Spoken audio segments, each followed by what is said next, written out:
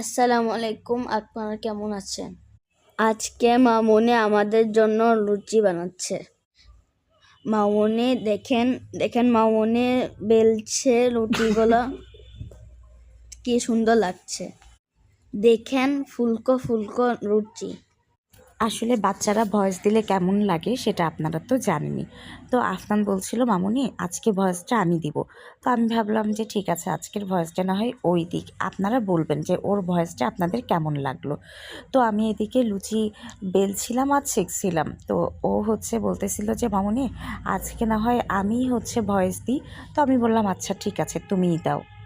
তো এদিকে আমি লুচি বেলছি, আর এদিকে একটু ভিডিও করছিল ওরা, আর বাকিগুলা তো এদিকে দুষ্টামি করছে।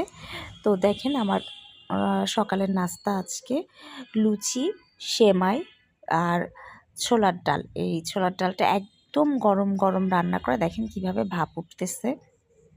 তো আপনাদেরকে আবারও বলছি, যদি আমার ভিডিও আপনাদের ভালো লাগে অবশ্যই বেশি বেশি করে ফলো করবেন, বেশি বেশি সাবস্ক্রাইব করবেন, বেশি বেশি শেয়ার করবেন, বেশি বেশি লাইক করবেন।